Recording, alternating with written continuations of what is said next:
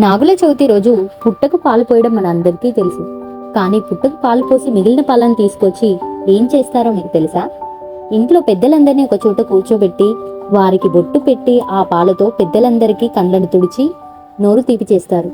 అసలు ఈ ఆచారం ఎందుకని చేస్తారు మీకు తెలుసా? వీడియోను స్కిప్ చేయకుండా చివరి వరకు చూస్తే మన పెద్దలు ఇలాంటి సాంప్రదాయాలు ఎందుకు పెట్టారో మీకే అర్థమవుతుంది. మిగిలిన పాలను ఇంటికి తీసుకొస్తారు. Hello guys, please subscribe my channel. ఇది ఒక ప్రత్యేకమైన ఆచారం.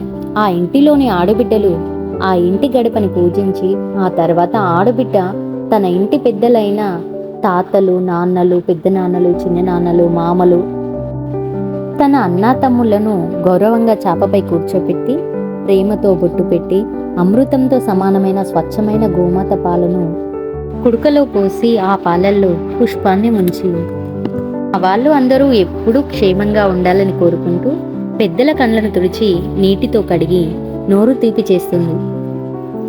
అందుకే అంటారు మన పెద్దలు, ఆడపిల్ల ఎక్కడ ఉంటే అక్కడ పండుగలు, సంతోషాలు, బాంధవ్యాలు, ప్రేమానురాగాలు అని.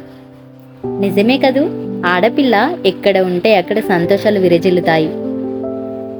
ఇంకో ఇంట్రెస్టింగ్ విషయం ఏంటంటే, ఆ ఆడబిడ్డను గౌరవంగా కూర్చోబెట్టి బొట్టు పెట్టి తన కాళ్ళను పెద్దలందరూ, అన్నదమ్ములందరూ మొక్కి ఆడబిడ్డను గౌరవిస్తారు. ఇలా అందరం ఒకచోట కలిసి నవ్వుతూ సంతోషంగా ఈ ఆచారాన్ని జరుపుకున్నాం. గైస్, మీరు కూడా ఇలా జరుపుకున్నారా? Please comment, like and share మర్చిపోవద్దు.